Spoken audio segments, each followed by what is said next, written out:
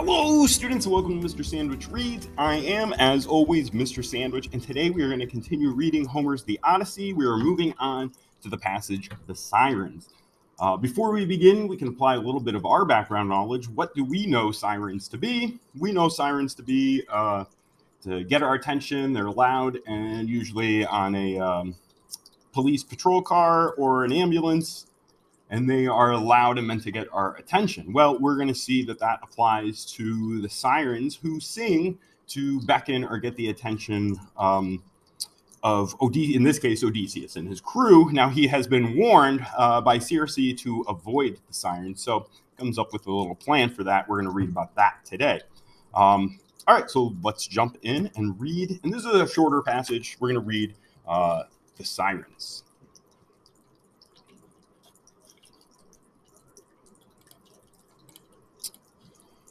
Okay, and I'm going to do two things here. I'm going to zoom in, and I'm using Lumio, as I often do, and I'm going to click here on the Read Write app, and there's a feature here, and you could give me feedback and let me know what you think as you follow along, where I can scroll along, and that's what I'm going to do. All right, so hopefully you can see my screen here. This is The Sirens. Odysseus and his crew arrive next at the island of Aeolus, god of the winds, who helps them homeward by bottling up unfavorable winds and sending them a fair breeze. After 9 days' sail with Ithaca in sight, the men untie the bag of winds, and their ships are blown straight back to Aeolus's island. Realizing their voyage is cursed by the gods, Aeolus drives them away. In the land of the Laestrygonians, a race of cannibals, all the ships but one are destroyed and their crews devoured. Okay, so we're told right away there that most of the crew now, whatever crew was remaining, has been devoured by the Laestrygonians. Odysseus' own ship escapes and proceeds to the island of Aea, where the goddess Circe transforms Odysseus' men into swine. After Circe releases his men from the spell, Odysseus spends a year with her. He longs, however, to return to Ithaca. Odysseus sails to the land of the dead, where the ghost of the blind prophet Tiresias tells him what he must do to reach home. Before setting sail for Ithaca, Odysseus returns briefly to Circe's island. She warns him of the dangers that lie ahead, and Odysseus tells his men that what Circe has predicted. Also, I just want to point out here, because we talked about in media res, starting in the middle, then jumping back and then building back up to that middle before we finish. This is about the point on the island of Circe, with Circe, that the story began, then went back, and now it's building back up. As Circe spoke, Dawn mounted her golden throne, and on the first rays, Circe left me, taking her way like a great goddess up the island. I made straight for the ship, roused up the men to get aboard, and cast them off at the stern. They scrambled to their places by the rowlocks, and all in line dipped oars in the gray sea. But soon an offshore breeze blew to our liking, a canvas bellying breeze, a lusty shipmate sent by the singing nymph with sun-bright hair. So we made fast the braces, and we rested, letting the wind and steersman work for the ship. The crew being now silent before me, I address them, sore at heart. Dear friends, more than one man or two should know those things Circe foresaw for us and share with me. So let me tell her forecast. Then we die with our eyes open if we are going to die, or know what death we baffle if we can. Sirens weaving a haunting song over the sea.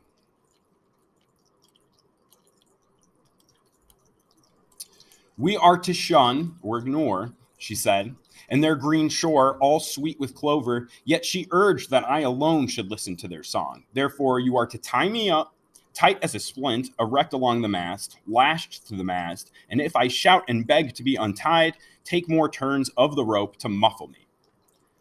I rather dwelt on this part of the forecast while our good ship made time, bound outward down the wind for the strange island of Sirens. Then all at once the wind fell, and a calm came over all the sea, as though some power lulled the swell. The crew were on their feet briskly to furl the sail and stow it.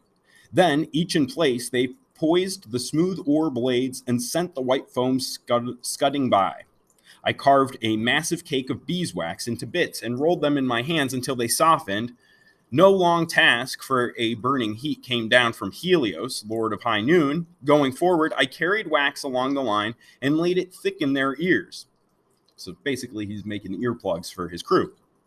They tied me up then, plumb amidships, back to the mast, lashed to the mast, and took themselves again to rowing. So he's tied up to the ship. He's the only one that can hear the singing. The rest of his men have earplugs made of beeswax. Soon as we came smartly within hailing distance, the two sirens, noting our fast ship off their point, made ready, and they sang, "This way, oh, turn your bows, Achaea's glory as all the world allows. More and be merry, sweet coupled airs we sing. No lonely seafarer holds clear of entering our green mere. Pleased be each purling note, like honey twining from her throat and my throat, whose lies a pining." This is the most you're going to hear me sing ever. "Sea rovers here take joy, voyagers onward, as from our song of Troy, graybeard and rowboy goeth more learned. All feats on the great field in the long warfare, dark days the bright gods willed, wounds you bore there. Argos old soldiery, on Troy beach teeming, charmed out of time we see, no life on earth can be hid from our dreaming."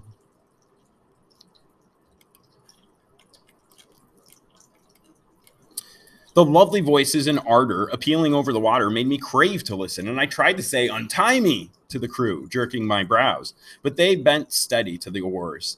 Then Paramedes got to his feet, he and Eurylochus, and passed more line about to hold me still. So all rowed on until the sirens dropped under the sea rim, and their singing dwindled away. My faithful company rested on the oars now, peeling off the wax that I had laid thick in their ears to set me free. All right, and that's it. That's the passage today. So they get past the sirens, all right. We actually, I would say, see some good leadership from Odysseus. We're going to talk about at some point, is Odysseus a noble leader or not? What makes a noble leader? What we're going to focus on today, though, is some of the poetic language. So I'm going to go back to the first page that we were on, and I want to just point out a few things here. And let me turn off this, and maybe I'll highlight too as we go. So worth keeping in mind that because this is an epic poem, and this is an epic poem because this was told back in the days before most people could read and write. So it was told in poetic verse so that it was easier to memorize. So a lot of these stories, as you are listening to this, would have been heard and not necessarily read. So what we want to know is that when something is written as a typical paragraph, like you'd read in a newspaper article or a novel, that's what is called prose, P-R-O-S-E. But we're reading in not prose, but poetic verse. So we don't have paragraphs, we have stanzas. Okay, those chunks are stanzas, those chunks of words. Now, if we don't have sentences, we have lines. So each of those lines builds a stanza. Okay. Well, all right. So today I want you to try to write a poem using alliteration, consonants, or assonance. Well, what are those things? It's the repetition of sound. Okay. Consonance is a repetition of a consonant sound. Alliteration is the repetition of a sound at the beginning of a word. Okay. So for instance, Peter Piper picked a peck of pickled peppers. That repeats that P sound that at the very beginning of the word. Well, let's dive into Homer's text here, and I can point out some examples here. So from lines 509 to 515, we get a repetition of R sounds, largely, I've noticed, and maybe some L sounds in there as well. So let me reread that. As Circe, we got that R, spoke, Dawn mounted her golden throne, and the first rays Circe left me, taking her way like a great goddess up the island.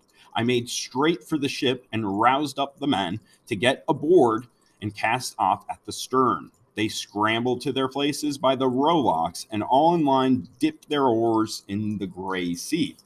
I also wanted to point out, a student of mine had mentioned that their stepmom had mentioned, I guess, that there was no color known as blue back then, and that's why every description of the sea is we've got like a red wine color at one point, we've got gray, but the water's never been described as blue. So it's something to maybe look into a little bit more, find out if that's true and when blue did come along. It seems to make sense to me.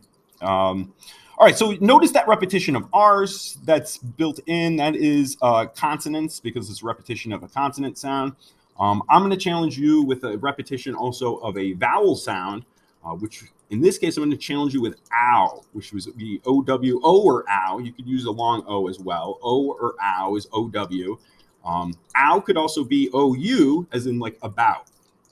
So go ahead. I'm also want you to try sh or g, that hard G sound. So using those three sounds, can you write a little stanza or two of poetry? Try using sh, g, and ow, and see how often you could repeat those, and it becomes more poetic, kind of bouncy. So see what you can do there. I look forward to reading whatever little poetry you can come up with. If you don't like the sounds I chose, you want to write your own with a different set of sounds, just practice that alliteration, consonants, and assonants. All right, enjoy. Thanks. Bye.